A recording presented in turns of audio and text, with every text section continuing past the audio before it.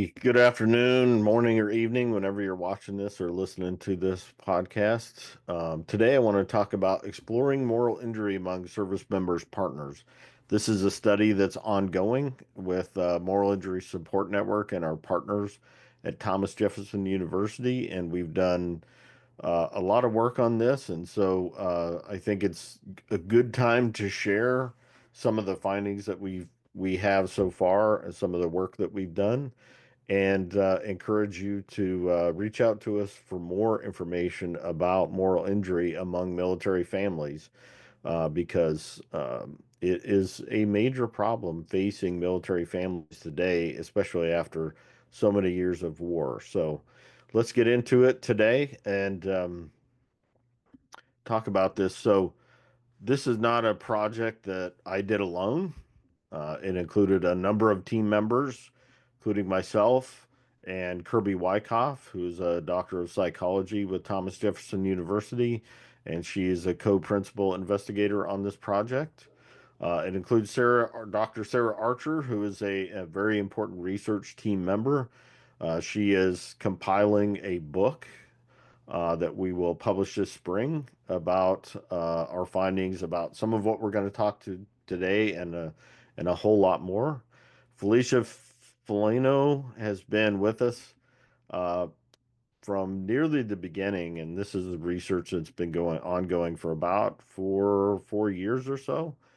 And Gareth Bone has also been with us very early from the beginning. We've recently added three more members to the team, but I didn't include them on this because they're just getting started with us. And when this presentation was put together, they were not yet with us, but it's a couple of more graduate students and another doctor who is helping us with the data. We've interviewed 20 military spouses, so we have hours and hours of data to go through, and we've compiled some of it in this presentation, but there's a lot more to come for sure. Our objectives today are three main objectives. We're going to understand the concept of moral injury, defining moral injury, and explain how it differs from other psychological conditions such as PTSD. We're going to identify the impact on partners, analyzing the specific ways in which moral injury affects the mental health and relationships of service members' partners.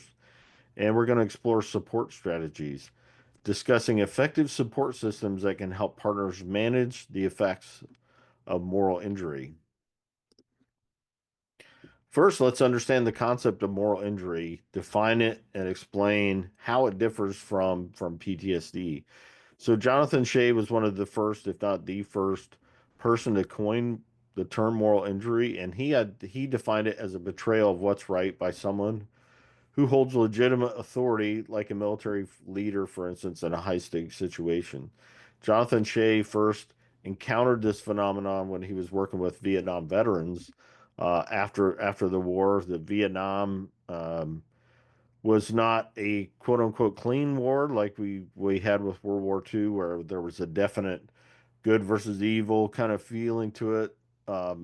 Vietnam, the Vietnam veterans experienced a lot of incidents and things that happened in the field that really bothered them, violated their sense of moral rightness.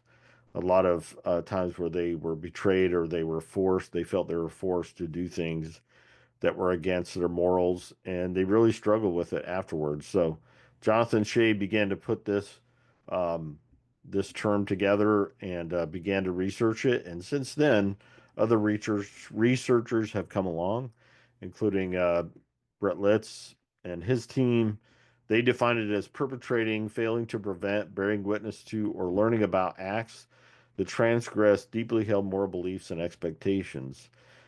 Dr. Nash, um, he said it's literal harm to a person or community as a direct result of betrayals of moral trust in high stakes situations. And then what was used to be called burnout in the military profession is now being seen as moral injury, or that moral injury is a definite component of it. We saw this for sure during COVID when medical practitioners, doctors, nurses, and so on were forced to um, provide care to sick patients, which they were willing to do, but without the proper protection resources, insurance is not covering things, and so on. So um, it's important to understand that moral injury is not um, has not there's not any one definition of moral injury that is agreed to by everybody. It's still as a research subject, there's still a lot of work to be done on it. And my organization, Moral Injury Support Network for Servicewomen Incorporated, we've done some research on moral injury. We interviewed 50 women veterans about their moral injury experiences. So we've done a lot of research. Our research on this, as well as the research of other folks, is in our 4 books that we published about moral injury, all of which are available on Amazon. Um, but due to the early nature of moral injury as a research subject, there's still a lot of work to be done on it and a lot of defining to do. I mean, when you look at PTSD as a subject, we've been doing PTSD research for decades and decades, and still there's definitely some arguments about it. So we don't ever expect moral injury to necessarily be something that everybody universally agrees upon, but it's important to know that it is something that is sort of an infant in terms of research. Now, Dr. Hal Koenig, at our conference, he said moral injury has both psychological and spiritual dimensions. So, as a spiritual problem, moral injury often guilt, shame, and spiritual crisis often accompany moral injury, and so guilt over what you did or didn't do, shame over maybe what happened to you. A lot of women veterans experiences shame as a result of sexual assault. But shame, which is somewhat different than guilt, but they often accompany each other. They're together. And with moral injury, we often see spiritual crisis. Things like, why did God let this happen to me? Or how could God allow this kind of pain and suffering in the world, that sort of thing.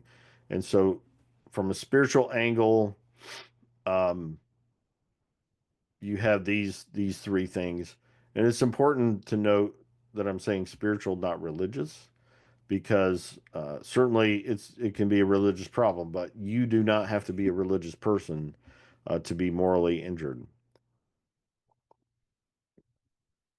As a psychological problem, it's very closely related to PTSD, and we find similar symptoms such as emotional dysregulation, depression, anxiety, and suicidal ideations.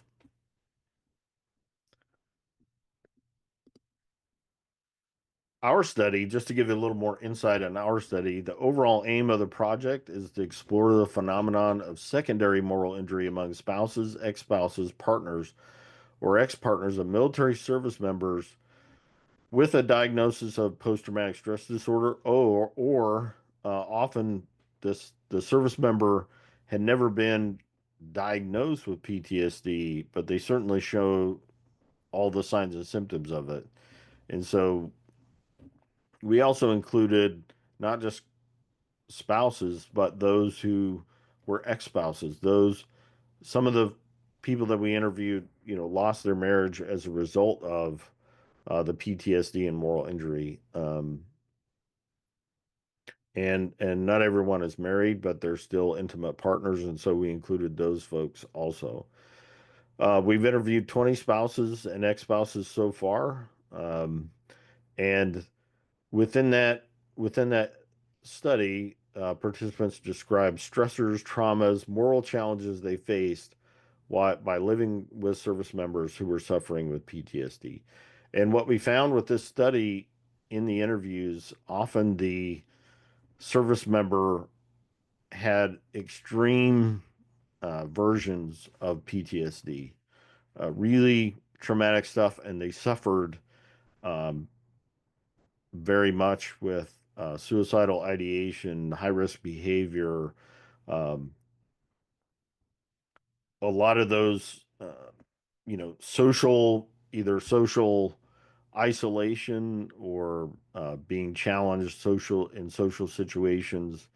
And so we didn't interview the service members, we interviewed the spouses, but the spouses described some of the things they experienced and some of the things they saw that their service members went through. And it's really important to note that again, the service members had extreme versions of PTSD, and that created a lot of suffering for the spouse and the family. Um, when we talked about moral injury, its definitions, and so on with spouses, they linked moral injury to a combination of stressors, multiple or frequent deployments, frequent moves, conflict between spouses, lack of holistic health care. Some of the service members moved every 6 months or a year, or deployed 6 months or a year and came back for 3, 4 months and deployed again. Some of the spouses or some of the service members were, a number of the service members were special operators, and those who probably deployed more frequently than anybody else. And this created a lot of stressors at home for those of you that are associated with the military, whether you're a spouse or we're a spouse or a parent. I am, my wife and I are parents to a young Marine. Um, and so we understand the stress that can come with multiple frequent deployments, long months or weeks without being able to hear from the loved one, wondering if they're okay and so on. And then having that service member come back from training or deployment, um, with a whole new language, a lot more use of the F word, a lot more stress and anger often they're dealing with and showing and feeling. Um, and and for spouses, it can be like walking on eggshells. And just, it can be uncomfortable to have the person around when they're triggered or feeling that anger or whatever. That often led to psychological and abuse and emotional abuse from service members. Um, I love service members. I was one for 34 years. I love my son, who's a great service member, a lot of great service members out there. And I don't I don't believe my son or I were ever physically or emotionally abusive, but um, the spouses did talk about those service members with PTSD, how abusive they could be at times. And, when you're suffering from PTSD, your mind is not always your own. And so that can happen.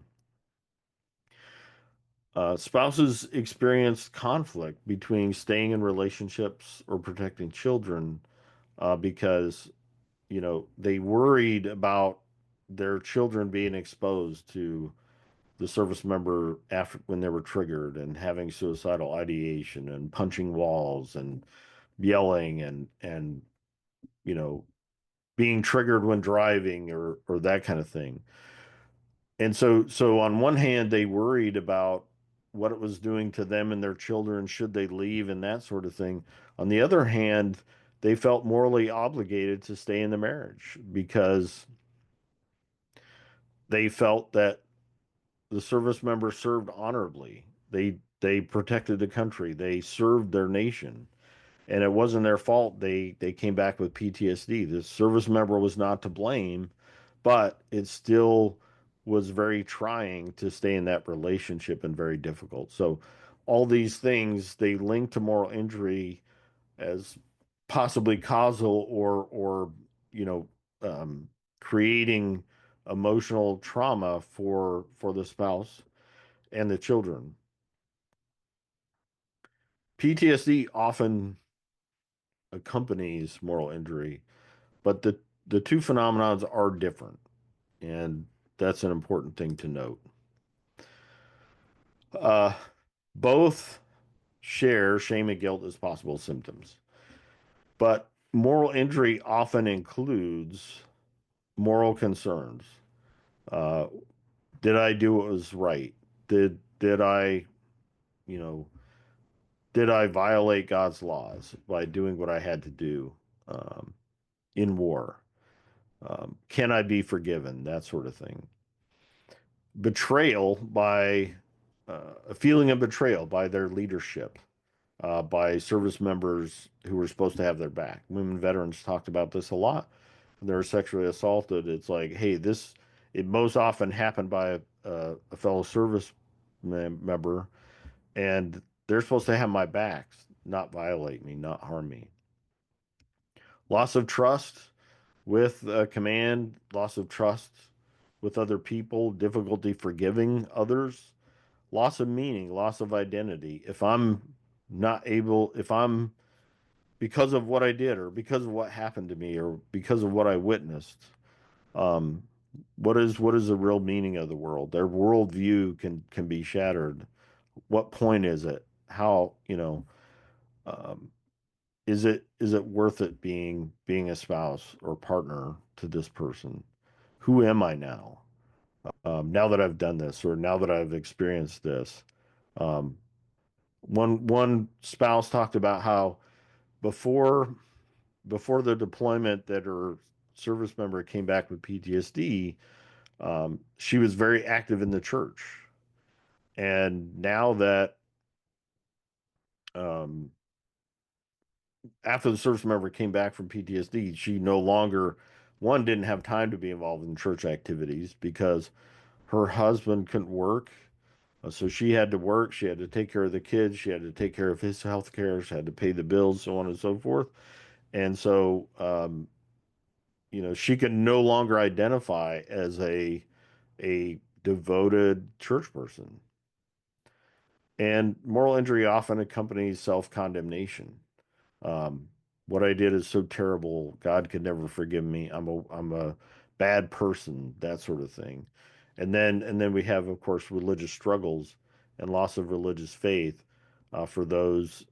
Um, like one woman said, um, "I'm just really pissed off at God right now because and I can't just sit I can't just sit in the church pew and listen to a sermon that doesn't help me."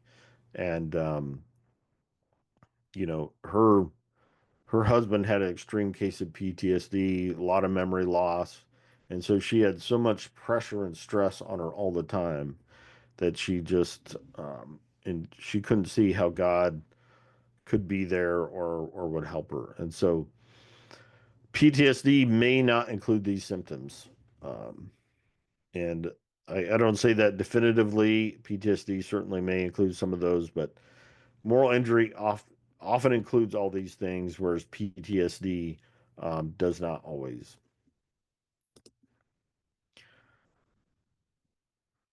Okay, so next we want to identify the impact on partners. Look at specific ways in which moral injury affects the mental health and relationships of service members' partners.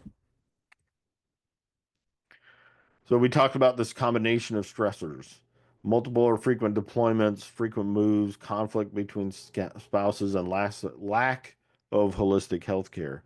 And when it comes to health care, there were a number of challenges. One of them was that simply there wasn't enough time for spouses to get the health care they needed.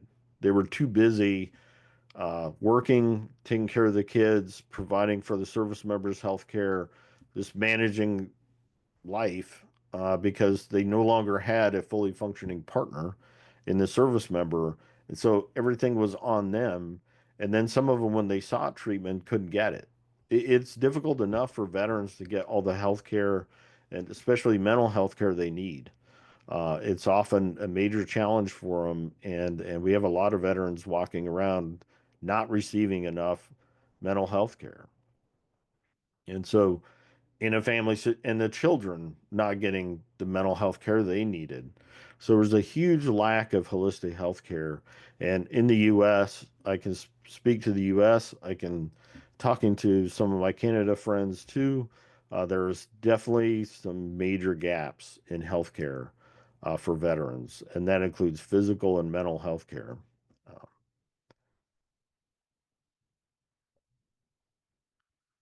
so these stressors created a number of impacts on the family, including lack of stability, loss of friends and community. So, if a service member was diagnosed with PTSD and then forced out of the service, then you have this whole lack of stability. You know, the military, active duty military does offer stability, housing, proximity to childcare and schools and so on and so forth. But when you have to move away and you're no longer part of that military community because of the service member can't serve, uh, that creates a stability loss and a loss of friends and community.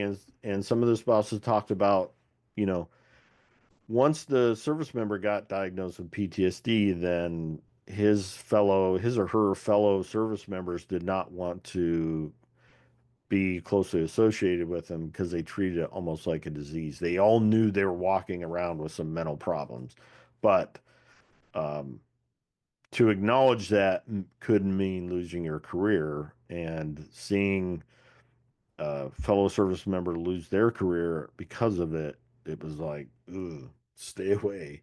They sort of became persona non grata, non grata.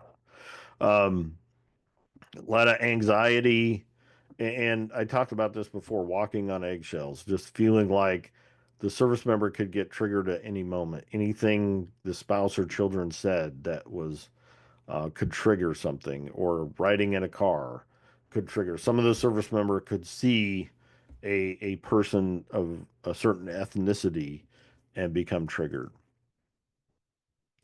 So in these cases, spouses were just surviving. They were not thriving. They were, I say, are weary, this worn out all the time from all the stress, all the responsibility, having to do it all on their own. And I mentioned before, this led to a loss of faith for many of them. One participant said, "We moved, gosh, 14 times during my husband's career. So, I mean, we didn't even have a stereotypical, military career.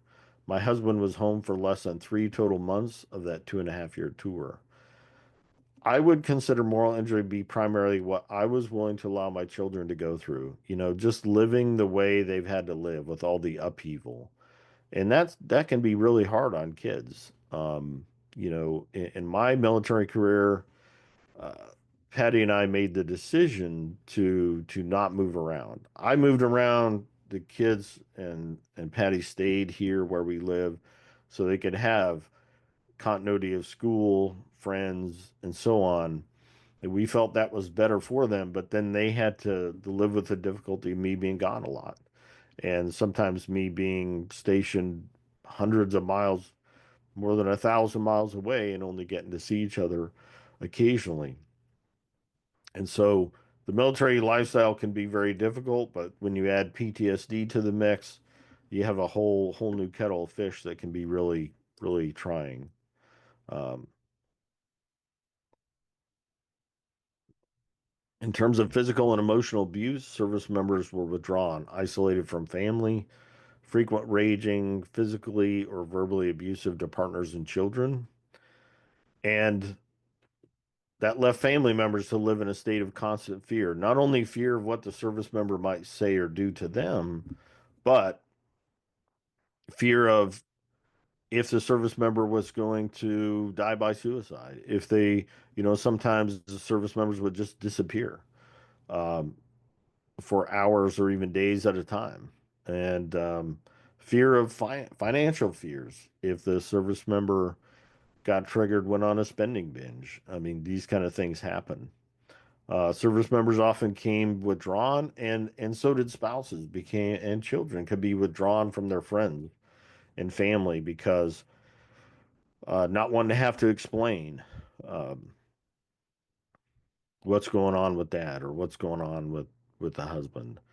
Have to answer all these questions about things that they didn't want to talk about. Um, Anxiety and depression was a common thing, and then children often acted out in various ways because of the stress and not knowing, really um, how to manage those things.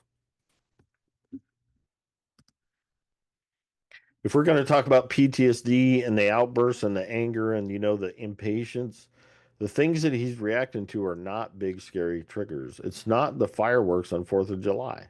It's being angry because the walls aren't painted as well as he'd like them or something stupid like that. So it was often the little things that were triggering, not the big things, and those little things, those triggers could happen at any time. Some more quotes.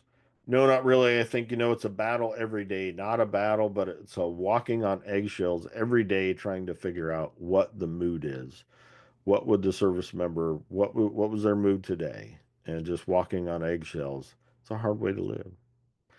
Another one said, I've learned that some of the things that we did go through in those early days are considered abuse. I'm not going to tolerate that again. I mean, I had things thrown at me. There's holes in the walls, tiles broken. I've had to call law enforcement, just to protect him mostly. Um, I think I'm just holding a little bit of a grudge, a lot of grudge, an 8-year one at this point. I think that I'm just not ready to sit there in church and be like, "Oh, these things happen for a reason. God does these things for a reason." And that's what one person said. She grew up as a Catholic, but after her husband came back with PTSD, things changed tremendously. And we hear those for those of you that grew up in church, you heard a lot. Things happens for a reason. God does things for a reason, and that's not very useful when you're going through so much trauma. It doesn't sit well. And another person said, I felt that God should, be guiding me. And I didn't hear his voice anymore. And when I stopped hearing his voice, I just went into a really dark period. So she was used to having this sort of relationship with God where she felt she heard his voice regularly, that he was guiding her and leading her. And with so much pressure, so much trauma, pressure, and so on, she felt like that voice became silent when she needed it the most. And I'll leave it up to theologists to sort out why that happens. But I can say from my own experience that when you're under a lot of stress and pressure, it can be like that stress and pressure fills your brain so much you can't hear any voices, let alone God's. And so it just feels like you're all alone for those people.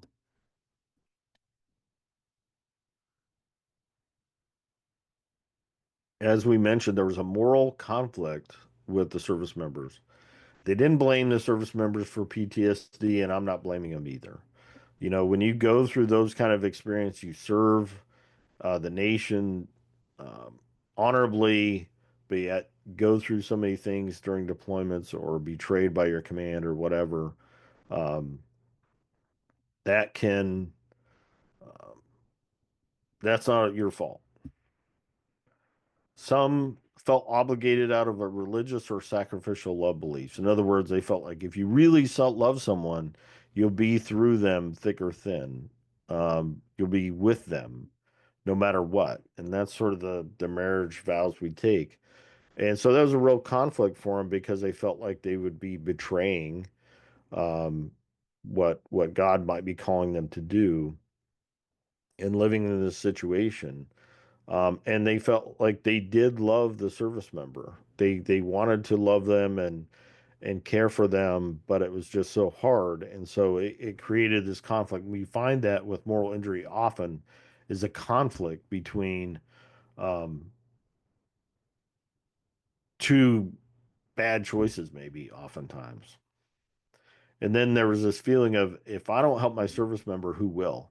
And that's a really good question because, like I mentioned, a lot of service members couldn't get the care they really needed. And so, and they needed help getting care. They needed help managing their life. And so if the spouse just took the children and left, there wasn't children in every situation, but just left, and left that service member on their own, who's going to take care of them? And there was that would feel like its own version of betrayal. And they wondered about the long-term effects on children. How am I burdening my kids by going through this stress so early on in their life?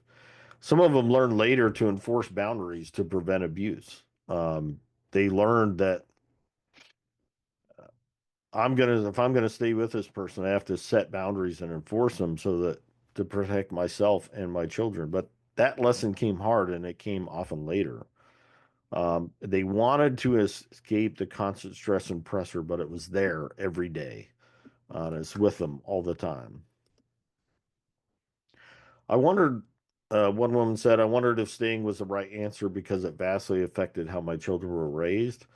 Trying to teach them that what was normal for dad, it's not normal for everybody, and that it's still not okay, though we have to accept that. If you choose to be in a relationship, you have to accept both pieces, the good and the bad, and then you have to learn to live and accept what's not always positive. So, how would I teach them that lesson in life if I just walked away from my husband because I don't like this new reality of his? That's a tough question. Not everybody's going to agree with that approach. Some people say, hey, if there's abuse or if there's trauma, you got to leave. But it's not an easy decision. And there's that pull of, you know, what kind of example am I setting if I'm staying? What kind of example if I'm setting if I'm go? What am I doing to my children by staying here? Really tough questions that only the person themselves can answer for sure. I think like my own moral obligation to try to do the right thing. This is what one spouse said, is a driving force in a lot of this, just not necessarily just for my husband, but for those peers and for other veterans that come into our lives for our son. I just feel like I owe it to everyone to find different treatments and medications and doctors and healthcare and all these things that contribute to hopefully the best possible outcomes for us all. And as I interviewed these women, not they weren't all women for sure, but mostly. But as I interviewed these spouses, um, I gained a whole new respect for them because I thought, I don't know if I could go through what they have gone through. I don't know if I could do it. And they managed to do it day in, day out. And so, oops.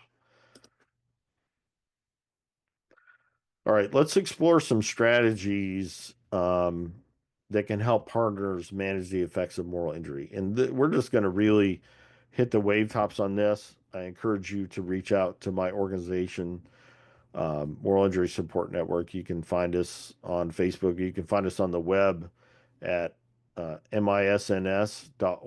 You can reach out to me at droberts at misns.org. But there's certainly a greater need for psychology and psychiatric services. Not enough for veterans. There's not enough, certainly not for spouses. We need moral injury informed mental health and chaplain support. It's not just enough to provide support, but if care providers don't understand moral injury, they're likely to not be able to provide the best care possible. And so there's a need for more training and education on moral injury and how to provide health support to somebody who's morally injured. Um, my organization provides that training, others do. But we do provide training that is customized for care providers. It's customized for the organization. So if you reach out to us, we can help you with that. Peer support was a very effective way to help um,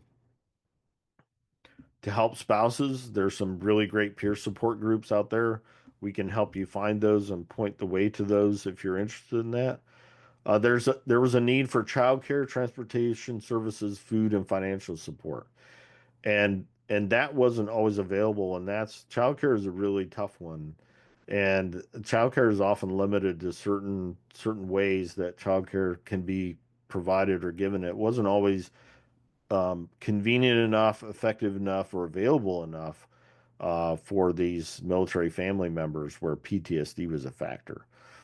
And so I'm working, partnering with some organizations on the childcare issue, but there's a lot to be sorted out with it, and that's an area we continue to work at. Um, Food and financial support. Finances were often very strained with these families because now you have one breadwinner. You may or may not have a service member who's receiving disability payments, but even then, those only go so far. And so, financial support definitely needed. And there's a need for education for family members on PTSD and moral injury, how to access services, establishing and enforcing boundaries, and other kinds of things. Again, not to toot our own horn, but we do provide this kind of training. Be happy to help with it. But there is definitely a need for family members to understand what is PTSD, what is moral injury, how can I protect the service member as well as myself and children with these boundaries? How do I access care? All those kind of things. And it's not always easy. A lot of service members or the families moved away, as I mentioned before, from military installations, and that made it even more difficult to get care. Some more notable quotes here. We just need information. There are people who are 19 to 21 years old. Nobody should have to fight for proper care because not everybody has that fight in them. Some people have to work full time. I'm lucky I can make that battle every day. Some people have to go to work and they still have to figure it out. Another person said, I tried to go when my husband was first suicidal. I was having panic attacks, and so I went into family practice. I got my referral to go to mental health. I spilled my guts and I just word vomited everywhere for like 40 minutes.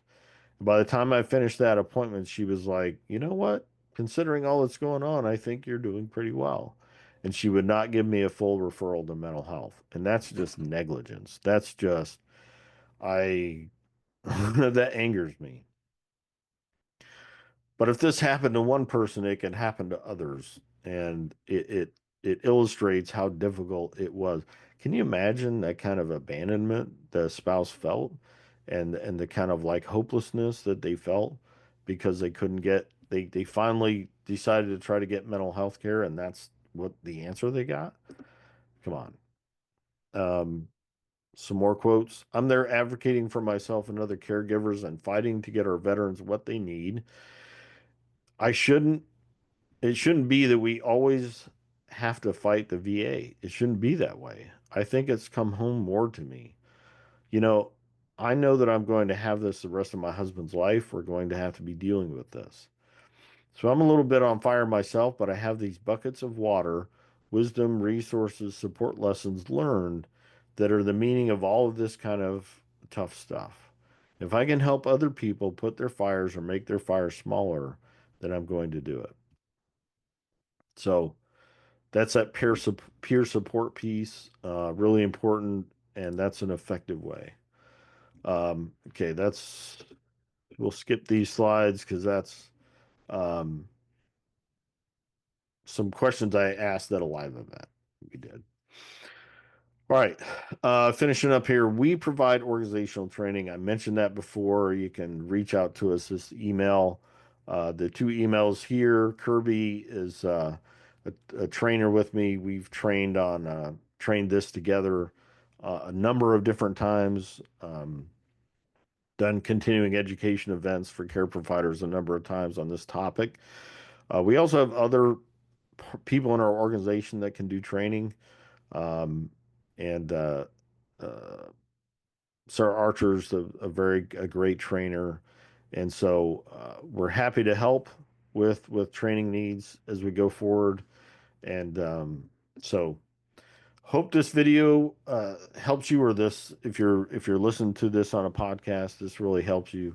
And really, all this does, it kind of gives you some starting information. It gives you a sense of really the difficulties that are being faced by military families where PTSD is a factor, how moral injury plays into it. We'd love to talk to you more about it. Um, you don't have to be a care provider to reach out to us. You might be one of those military spouses that's struggling and needs some help. We're happy to help with that. Um, you might be a veteran that wants to understand moral injury more. We can help with that. So we're there for you. Reach out to us. Enjoy the rest of your day. Have a great week. And until next time.